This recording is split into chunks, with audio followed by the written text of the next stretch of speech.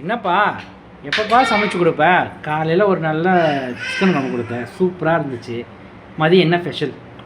சொல்லு. எந்த ஸ்பெஷலும் இல்லை, காலையிலன்னா சாப்பிட்டியா அதே தான் இப்பயும் ஸ்பெஷல். சரி, மக்களுக்கு சொல்லிடுறேன்.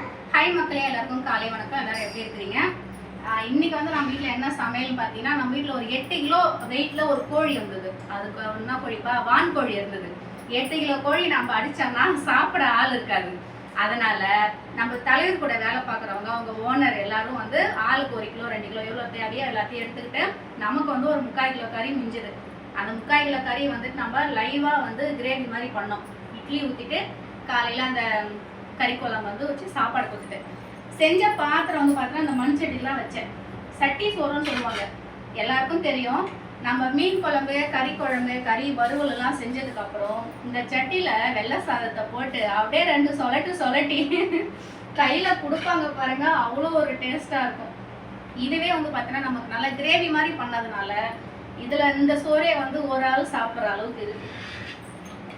அது மட்டும் இல்லாமல் காலையில் கிரேவி பண்ணோம் இல்லையா, அதில் வந்து இந்த கிரேவி வந்து நமக்கு மிச்சம்.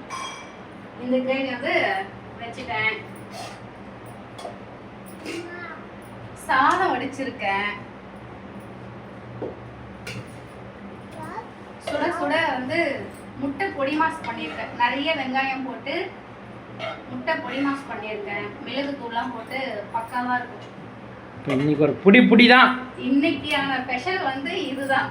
எனக்கு வந்து தயிர் பாக்கெட் வாங்கி வச்சிருக்கேன், சாப்பிடணும். அப்புறம் வந்து வீடியோ பிடிச்சிருந்தா லைக் அண்ட் ஷேர் பண்ணி சப்போர்ட் பண்ணுங்க. தலைவரை, நான் இங்க இருக்க தலைவர் வந்து என்ன வீடியோ எடுக்கல, அங்கேயே வீடியோ எடுத்துட்டு. சரி, இந்த சட்டி சோறு ஒரு நிமிஷம் இருப்பா, இங்கேயே காமிச்சிட்டு வரேன். எங்க வீட்டுல வந்து எங்க வீட்டு பெரியவங்க என்ன பண்ணுவாங்களா, அப்படியே கையை வச்சு ஒரு சொல்லட்டி அப்படி கொடுப்பாங்க. ஒரு ஏமா உருட்ட முடியல.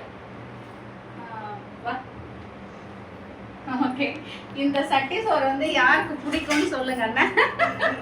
எங்க வீட்டுலலாம் வந்து இப்படிதான் கையில ஒரு உருண்டை எடுத்து வைப்பாங்க பாருங்க. ஐயோ, எவ்வளவு சாப்பிட்டாலும் பார்த்தாருங்க, அவ்வளோ டேஸ்டா இருக்கும். 3 பேர் சாப்பாட ஒரே கையில் எழுதியடி.